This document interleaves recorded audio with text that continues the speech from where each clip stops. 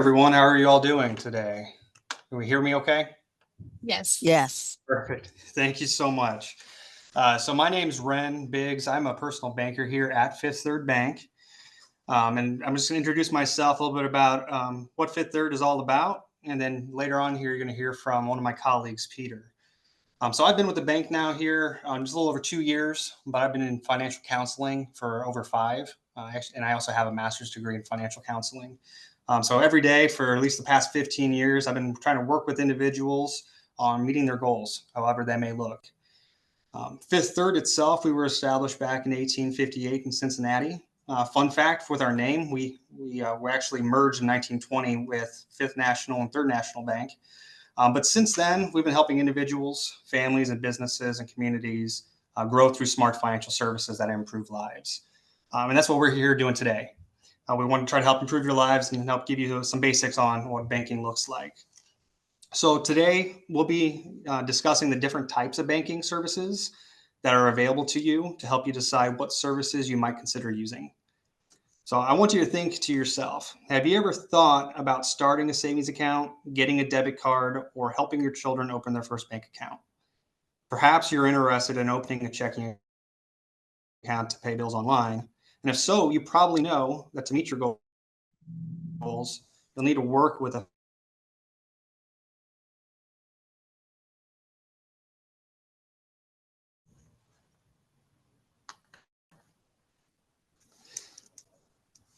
So this workshop today will provide you with an overview of the types of banking services financial institutions provide and help you begin to think about which services make sense for you. So we're going to go to slide 2.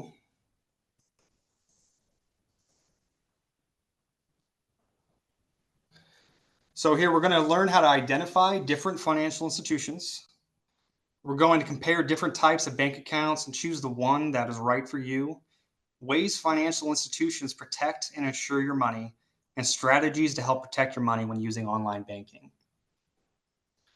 So we're going to go off to slide 3 here.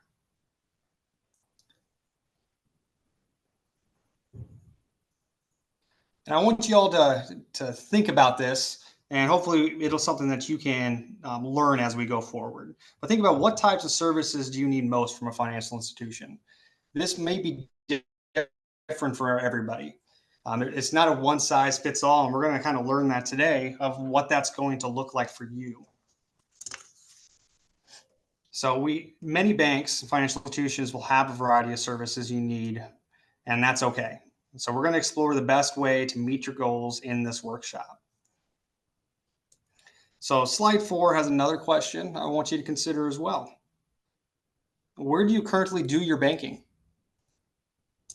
There are lots of different options, and if you've never used a financial institution to manage your money before, or would like to use your current financial institution more effectively, you're not alone. Today, you'll learn about how financial institutions and the resources they offer may help you manage, save, and protect your money. So let's begin by thinking about your current financial and banking habits. Think to yourself, what are some of the issues you face when trying to put money aside for savings?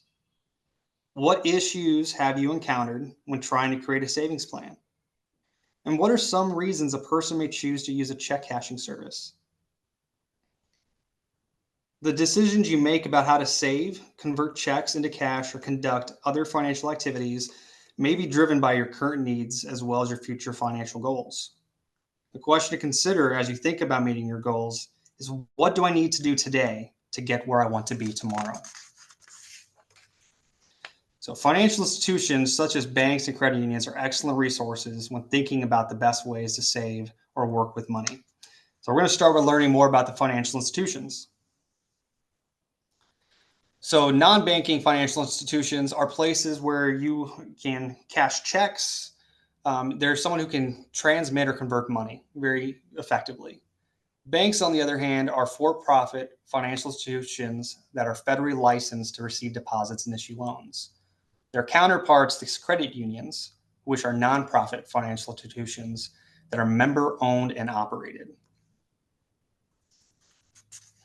So both banks and credit unions will accept cash, checks, and wire transfer deposits. They provide loans, traveler checks, foreign currency, money orders, and many do offer conveniences such as 24-hour online banking, ATMs, debit and credit cards, and many types of interest-bearing accounts.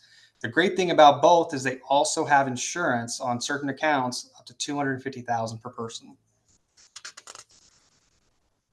So there are differences between the two, though. So banks, such as Fifth Third, so we are a for-profit business, and we make money from account fees and interest from loans. Banks also have more convenient locations in the area or even across the nation. They're open to everyone. Anyone is eligible to apply to join. Credit unions, on the other hand, they're non-for-profit businesses. They share profits with all of their members who are their customers. Many do require membership in a community or a group to qualify. And because they are smaller, they can sometimes offer better interest rates and lower account fees. One of the other differences is because that they're smaller than a bank, they typically have fewer locations that you can find them. So banks are insured in two different ways. So the big banks, they are insured by the Federal Deposit Insurance Corporation, also known as the FDIC, and they insure federally insured banks. Credit unions use the National Credit Union Administration, and they insure deposits at federally insured credit unions. Private funds may insure deposits at either location. So between the two, your insurance will be up to $250,000 per depositor per account for each category. So one of the big questions we get asked is which accounts or products are covered by insurance? Because it's not everything. The big things you want to consider are checking accounts or credit union shared draft accounts. So that's your cash flow account. Certificate of deposits or credit union share certificates and other time deposits. Savings accounts, credit union share accounts, money markets, interest-bearing accounts, and then all cashier's checks and money orders and other officially issued by a bank. The big thing to know that things that are not covered by insurance. So these are different types of accounts that have no guarantees. Stocks, annuities, bonds, life insurance, different kinds of securities.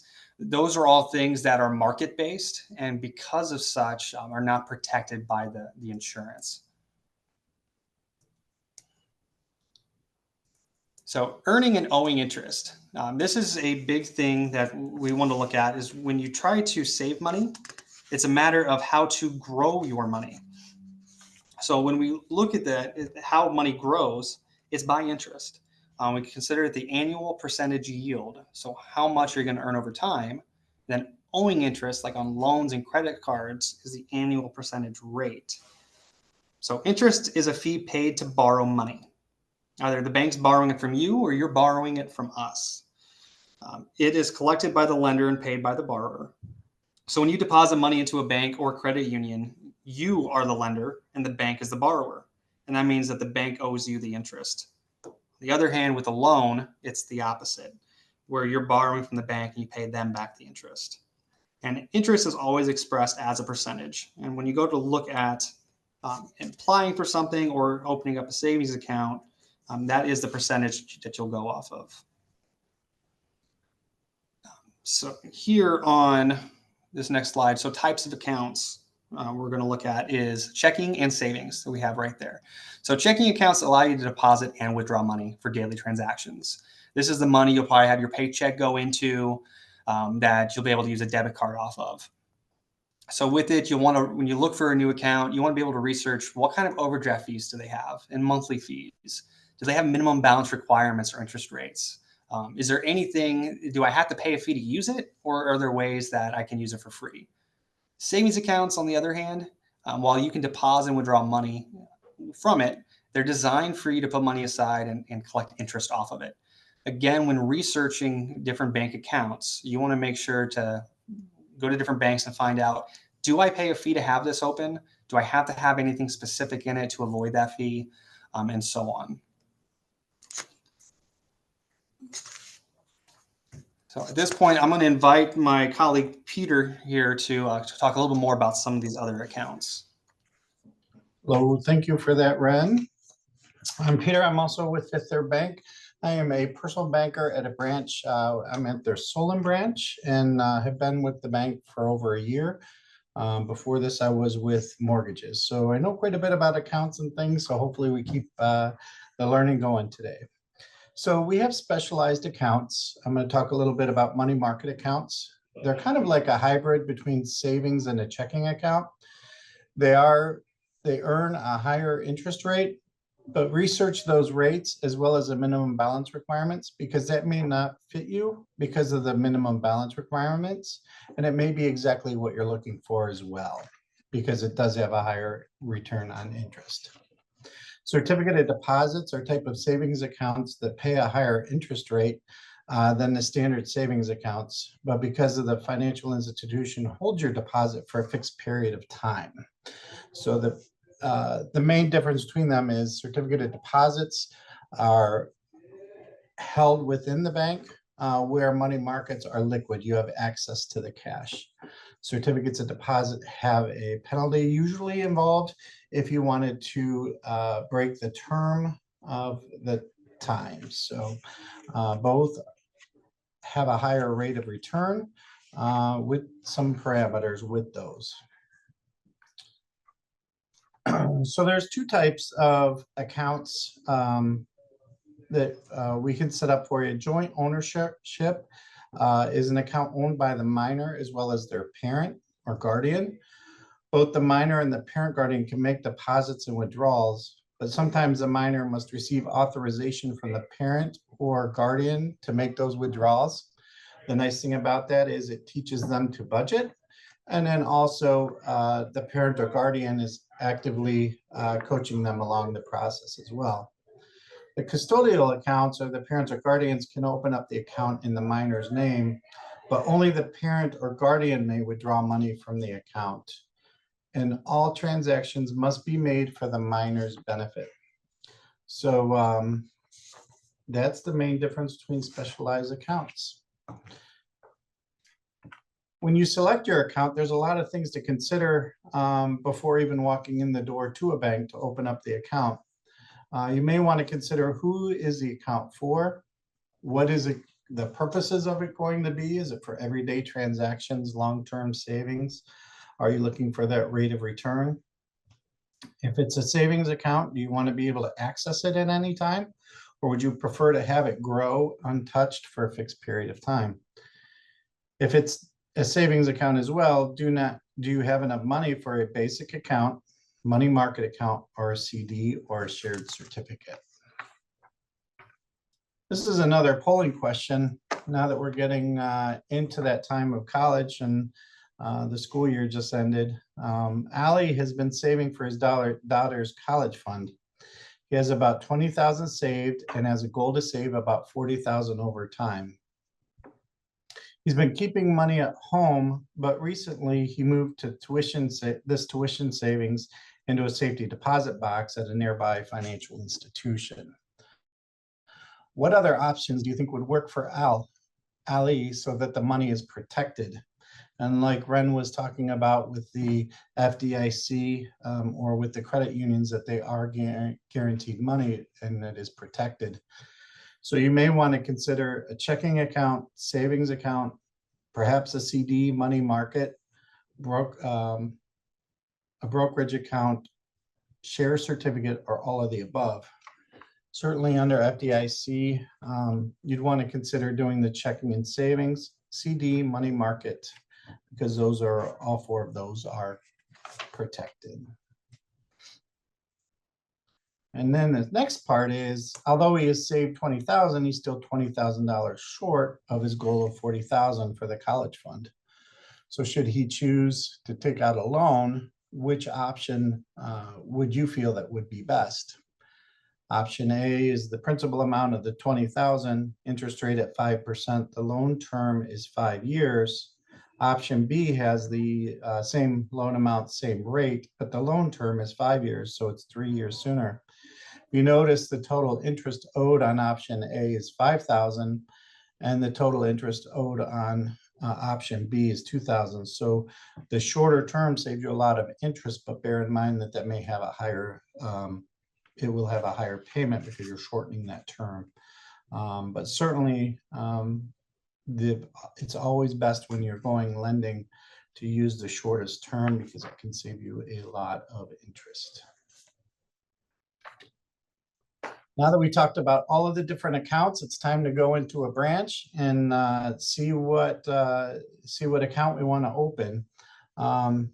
It's important that you visit a bank or credit union in person to open that new account, because they are going to be your coach, or they should be your coach while you're with them to help you meet your financial goals. You're going to want to make sure that it's a good fit. When you walk in the door, you want to bring in 2 forms of identifications so the banker can go ahead and open those accounts, which are usually driver's license, passport, birth certificate, social security card, another form of government issued ID. You'll want to provide some personal information such as your address, phone number, email address, and confirm the accuracy of your name and address on any checks. Have cash or check with you to make that first deposit. Sometimes there may be a minimum amount required to get that account open. For joint accounts or any other type of account for a minor, provide personal information and identification for each person who will use the account. Some of the things that I generally see is make sure that you know everybody's social security number and date of birth for who you want to have on the account with. Now that we have the account open, what do all these different accounts mean and what can you do with them? For checking accounts, you're going to pay bills, purchase items, make deposits. For savings account, you're going to earn interest as well as deposit money. The main difference between the checking and the savings account is savings account does earn the interest. However, you want to make sure that you're not withdrawing funds. So in that way you are earning that interest and growing that balance. So how do you deposit a check? You can either come inside the branch and give that to a teller and they'll deposit that actually into the account for you. Most ATMs now, you can actually deposit the check using your ATM card or using mobile banking off of the app, depending on the institution that you decide to use. You'll want to use direct deposit. You could set that up with your employer. There are some key features with direct deposit, and certainly reach out to the employer to get that set up with you. And then you can withdraw money either by coming into the branch and using your debit card in an ATM or using that debit card for purchases. Debit cards are very similar to a credit card, only it is linked to your checking account to where you have access to the balance of, say, your balance in your checking account is 10,000. That's the amount that your credit limit is on your debit card. So you want to bear in mind with that. You can withdraw cash to pay for items, use debit card, write a check, or set up auto pay. Online bill paying. So anytime you access your account at a financial institution using the internet, via computer, tablet, or phone, you're using online banking. It's imperative that you use strong passwords with a mixture of numbers and symbols. When using public computers, make sure that you're using a secure connection. Look for the websites that start with the HTTPS, have the S on it for security. Log out all of your financial institution websites that you access to your accounts on that computer. Never provide personal information to someone via email or phone. So here's a couple scenarios for you to think of as well, and how the following people could improve their safety and security and keeping their financial information private.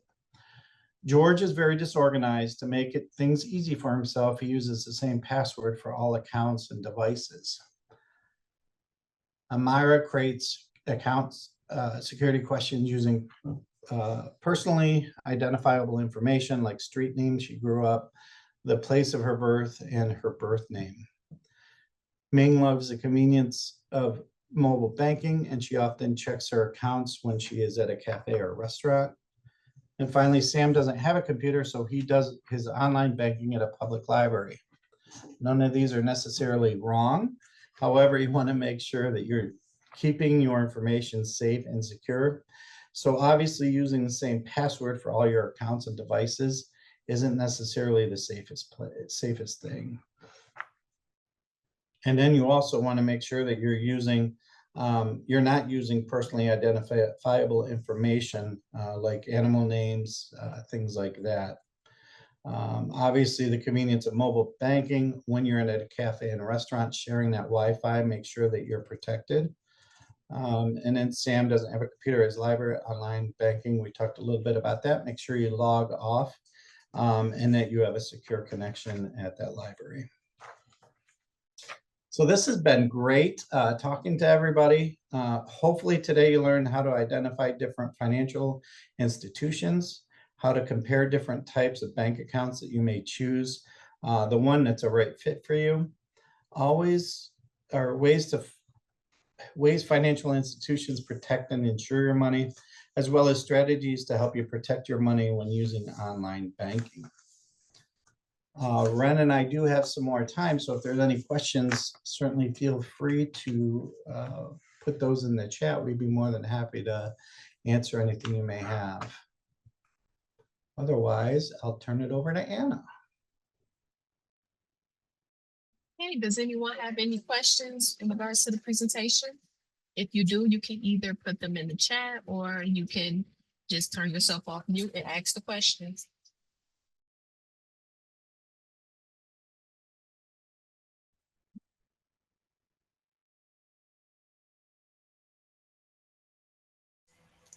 Okay, so there's one question in the chat. It states, what is the minimum deposit amount to open a checking or savings account? So that's actually a really great question. And that's something you want to keep in mind when searching for an account.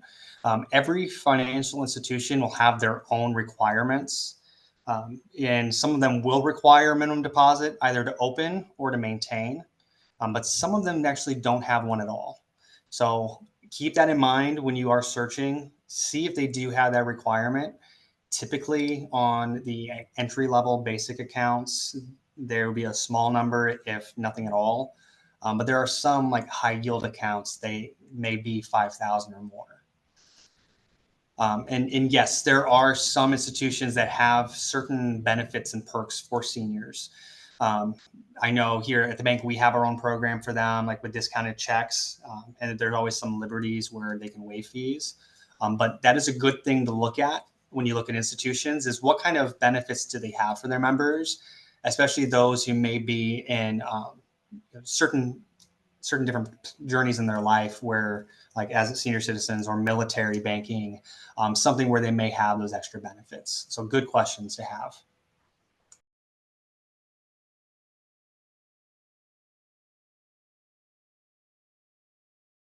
Is there any other questions?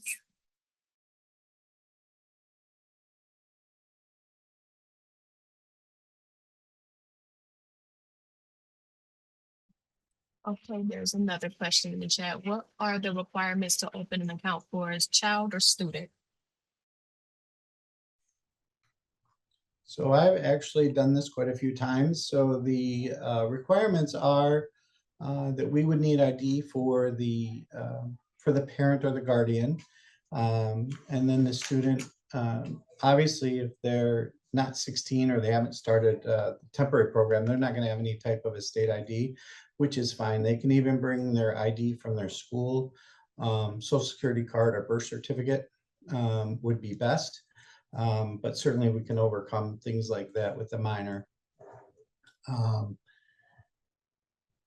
And then also other requirements for that account are, as long as the minor is on the account, they are actual owners, but the guardian is actually the overseer of the account. So when I talked a little bit earlier about that the minor can access the cash, but has to go through the parent. So it's a great program that we have here for minors at Fifth Third, as well as I'm sure other institutions have something very similar.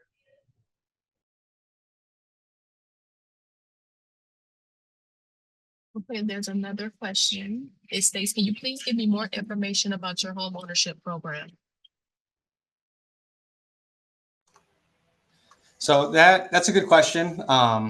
that we actually have here at our bank specific mortgage officers. And I will say one thing, I'm down in Lima, Ohio. I'm not as familiar with what programs are available up in your area, but we do have throughout the bank different kinds of down payment assistance programs where we can help match that. We can do different types of government loans like FHA, VA. We also have a program too right now that is guarantees that if you were to do a loan today for a mortgage and the interest rate drops down in the next couple of years, then we will help cover your closing costs in order to refinance that at a lower rate. Just trying to help keep things a little bit more competitive in this high rate environment that we're in. But if this is something that you would like to get more information for because you are interested in, taking that stride to get a home, I would really encourage you, and we can even get some information on talking to the mortgage loan originator that is in your area, who can discuss what the community has to offer. So we do work closely with our communities, with our counties, even with the state on the different things that they have to offer as well, so you can get the best assistance possible.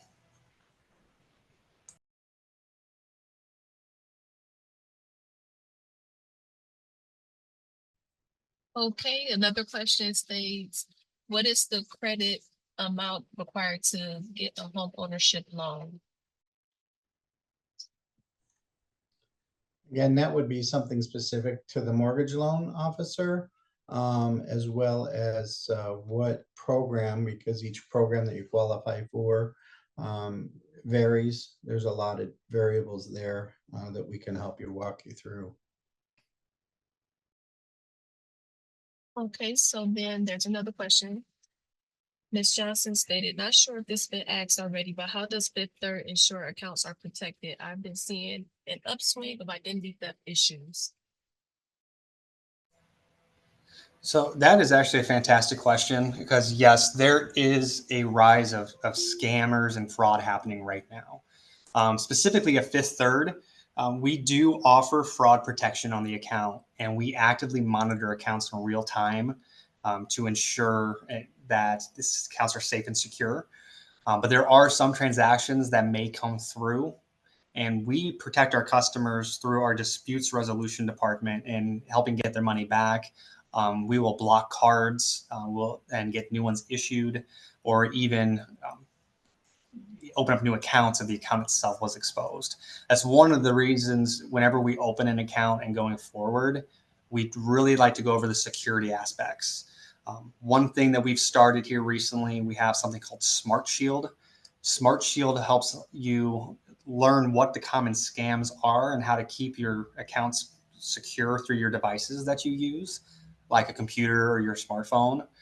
But to go one step further, we also have an identity protection program called Identity Alert that will monitor in real time your credit score, your credit report.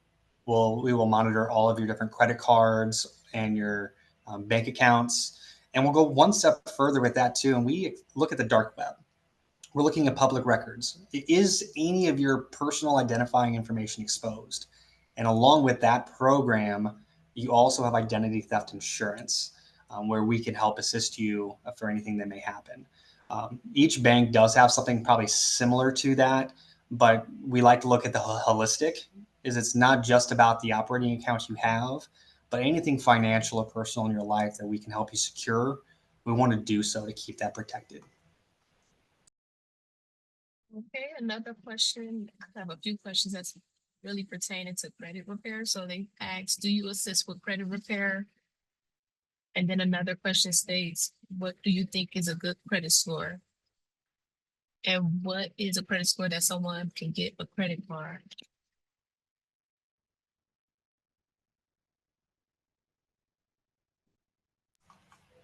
Yeah, so another great question.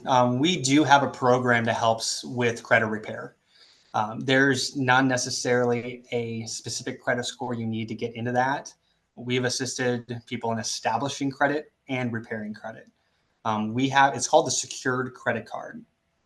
It does require that you have some money to put aside that we secure as your limit. But what it does is you use it like you do with a debit card. You put gas on it, you put groceries on it, you pay it off each month. We then take that good relationship and we report it to the credit bureaus at the end of every month and letting them know that you're doing good with it. And that helps boost your credit score. But one thing I'd like to take further with that is looking at how can we maybe consolidate debt, or I see there's a question on financial coaching. We want to take that a step further too, is seeing, okay, what's on your credit report? What's your budget? How can we help get this paid off as quickly as possible, or in a way that can help boost your credit? So that is something that we actively do with our customers. In terms of a good credit score for a credit card, each bank is slightly different. You want to be in, at the minimum, I would say, in the high 600s for anything that's unsecured. Unsecured meaning that it's based off of your own credit worthiness, which is your credit score, history of paying debt on time. A secured card itself is just putting money aside, and we secure that for that purpose. So that's a great question, but I would strive for having, let's say, high 600s. At Fifth Third, 660 is the minimum for a credit card, but we are looking at other factors such as debt to income. And some things we will look at too is what is causing your score to lower? Are there serious delinquencies? Is it just the fact that you haven't had much? There's lots of different things. Every individual is different. And that's why financial coaching and counseling is so important, because we can talk about your own individual situation and tailor a solution that best fits your needs. And we like to really focus ourselves as a relationship bank, because we're not here to fix your problem. We're here to help you through and become successful together. And life will always throw you curveballs, and we need to find a way to get through that together as well. So we are your coach. Okay, the next question states, can someone open an account with your banking institution online? Great question. And yes, they are able to, 53.com. There's also on our website a lot of information that we covered today there as well. So if you do have follow-up questions, that's a great avenue to go as well. But certainly can open accounts on through our website. The unique thing about that too is you are assigned a personal banker as soon as you submit that information and open that account. So one of our bankers will reach out to you to make sure things are working for you and see if you have any questions or concerns.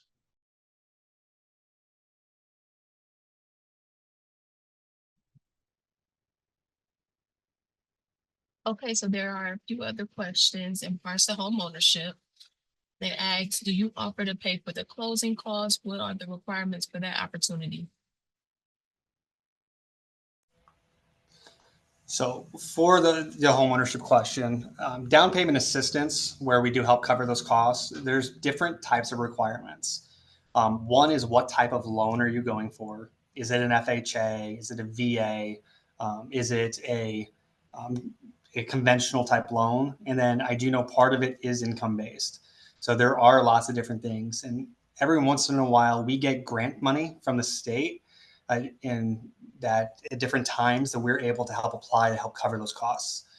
Again, that is definitely going to be an excellent question to ask one of our mortgage loan originators, and kind of discussing your situation and see what would be the best option. And again, if we can get some information over here to the housing authority to get you some of that, we would love to give you some information on that. Okay, and I had a question, and I wanted to know, does Fifth Third Bank have any account bonus offers? We do currently. A lot of our bonus offers are via mail. So you want to check your mailbox. We do put from time to time in the packages. The purpose of the bonus offers are so then that way we can build a relationship with you, and then hopefully in that time while you're in the promotional period that we can earn your business and hope to keep you as a customer. But absolutely, we have bonus offers, certainly through the mail as well as on our website. And one thing I would like to add to that too, if you are interested in that, just do a quick Google search, Fifth Third bonus offers. And whatever the current bonus is that's available to anyone walking in, it'll be on there. One thing, as Peter said, there is stuff online. You will need to have a valid email address for them to send that offer code to. Okay, thank you. Okay, are there any more questions?